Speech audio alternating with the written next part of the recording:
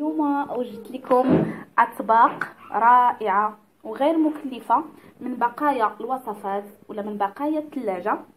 كما كتلاحظوا صيبت هذا الكراسان هذا اللي لذيذ بزاف وكيجي رائع رائع، ورافقته بسلطه تركيه اللي كيقولوا لها لو جرجق، اللي كتكون بالخيار وضرن مسوس.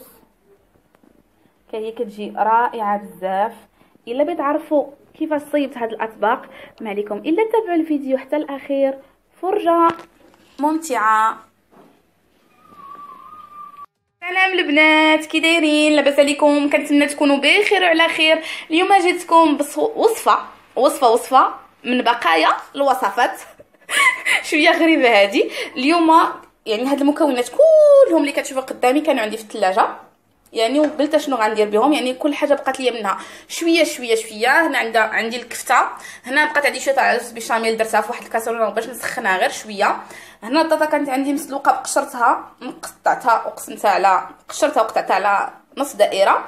كانت عندي شكشوكه حتى هي زدت عليها غير شويه تاع الصوص باش تولي عندي هكا يعني كما كنقولوا جاريه. وهنا عندي الفرماج محكوك. هاد المكونات هادو كاملين كانوا عندي في الثلاجه، يعني ما طيبت حتى حاجه، غير خرجتهم من الثلاجه سخنتهم غير شويه. الكفته اللي ما سخنتش خليتها باقا في لابواط ديالها.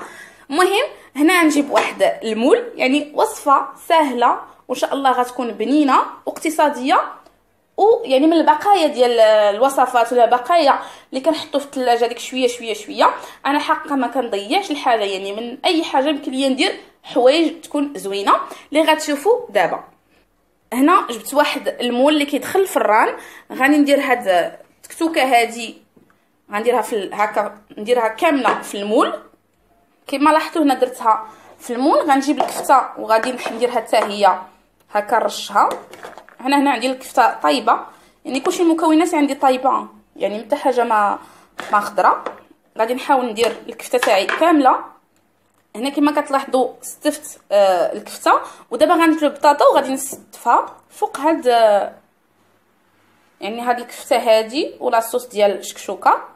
صافي انا غنبقى مستمره يعني كنستف البطاطا اللي قسمتها كيف قلت لكم على جوج حتى نكمل المول نتاعي ولا نكمل الكميه تاع البطاطا كامله. انا استفت هكا البطاطا كما كتلاحظوا. دابا غادي نجيب لاصوص بيشاميل وغنديرها فوق هاد البطاطا هادي على هاد الشكل هذا. يعني هاد الوصفه غتجي لذيذه بزاف، يعني من بقايا يعني تاع الوصفات ولا بقايا الثلاجه. درنا وصفه اللي غتكون ان شاء الله هائله ولذيذه وخفيفه وغير مكلفه. صافي انا غنستمر هكا كندير لاصوص بيشاميل فوق الوجه ديال البطاطا نتاعي ونتلاقاو ان شاء الله. صافي هنا درت لاصوص بيشاميل تاعي كامله اللي كانت عندي. غندير نرش بشويه تاع الفرماج من الفوق وغادي ندخلها للفران تحمر وتخرج بالصحه والراحه. يعني وجبه سهله ولذيذه. المكونات عندي كلهم طايبين، يعني غادي غير تحمر هاد الفوق ديال لاصوص بيشاميل. صافي ونخرجها ان شاء الله ونوري لكم الطبق نتاعنا. البنات بعد ما خرجت الوصفه نتاعي من الفران ولا الكراتان من الفران، سموه كما بغيتو تسموه. ها هو هذا كيجي على هذا الشكل هذا، كيجي لذيذ بزاف.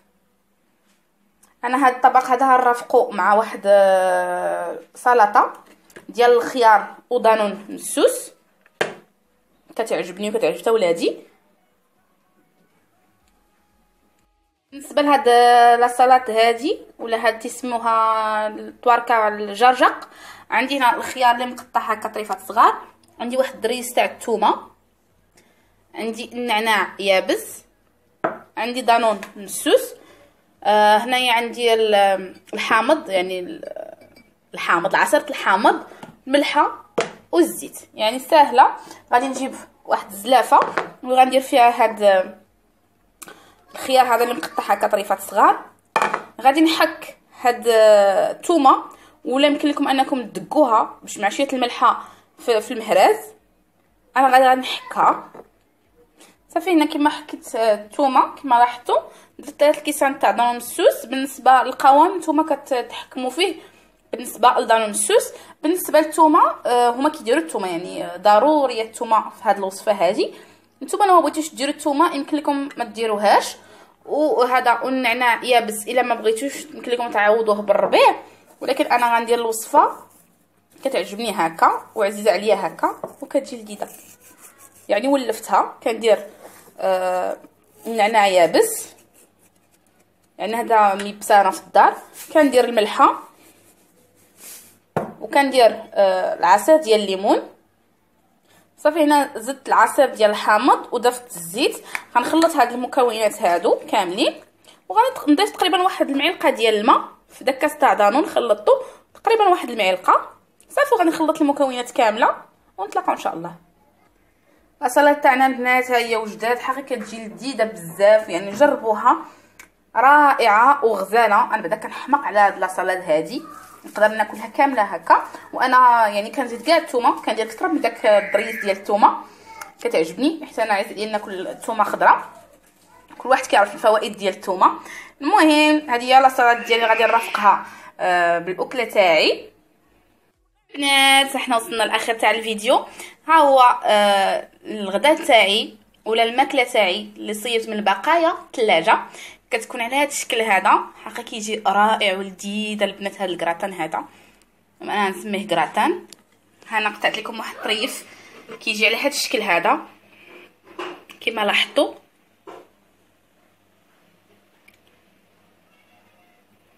ولا سلطه ديالنا ديال الخيار ودانون السوس والثومه والنعناع يابس وجرجق كما كيقولوا ليه لي ترك.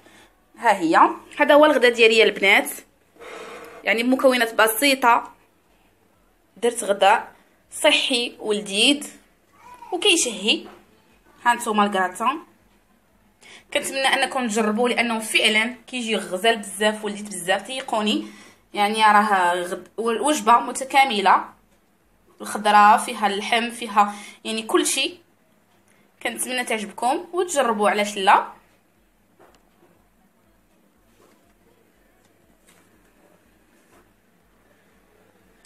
البنات الا عجبكم الوصفات تاع اليوم ما تنساوش ديروا جيم واشتراك وفعلوا الجرس باش يوصلكم كل جديد، وبارطاجيو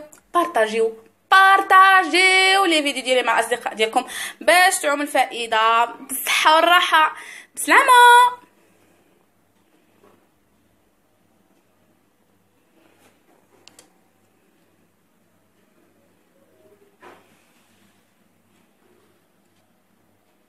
مبروك المغرب وعاش المغرب.